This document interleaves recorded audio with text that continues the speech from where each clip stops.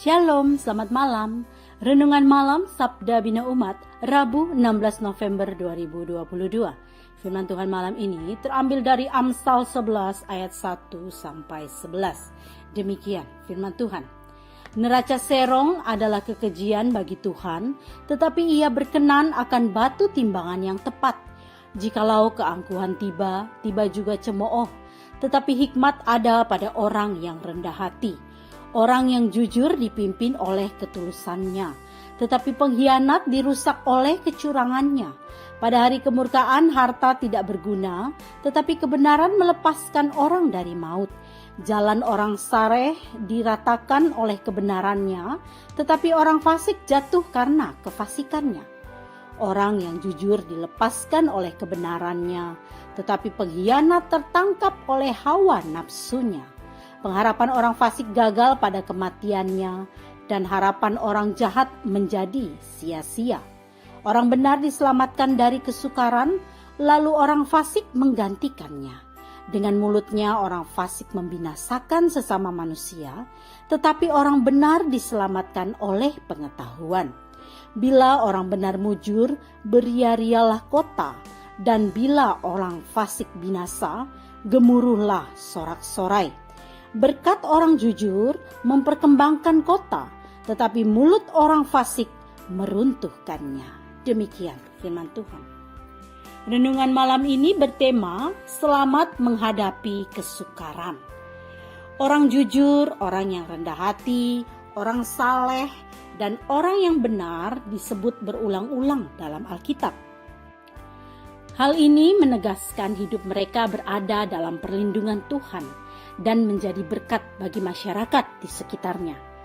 Fakta empiris ini dapat membantu mereka yang belum berpengalaman dan masih muda, supaya hidup dalam jalan yang benar, jalan orang yang berhikmat. Tuhan berkarya dalam hidup kita selama 24 jam sehari. Perilaku manusia dengan perkataan dan perbuatannya tidak ada yang tersembunyi bagi Tuhan.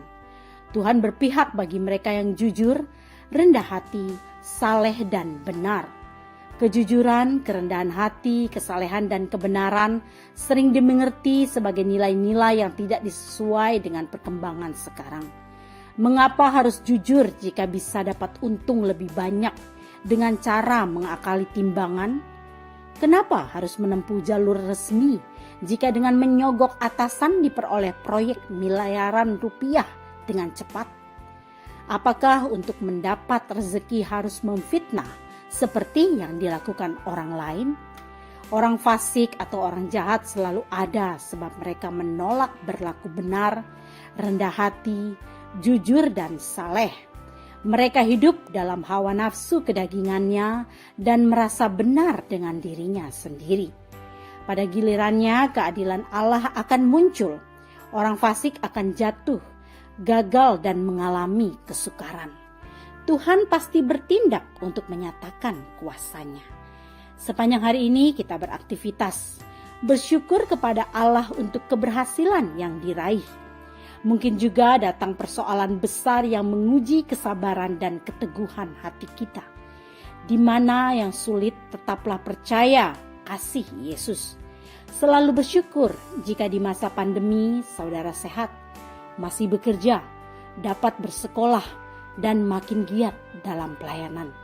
Semua itu adalah berkat Tuhan yang membuat kita selamat mengarungi hidup di masa yang sukar. Doa malam ini, terima kasih Bapa Surgawi untuk pengasihan dan kebaikan-Mu yang menyertai hidup kami di masa pandemi. Kuasa-Mu nyata memberkati hidup kami, sehingga kami tetap bersyukur setiap hari. Amin.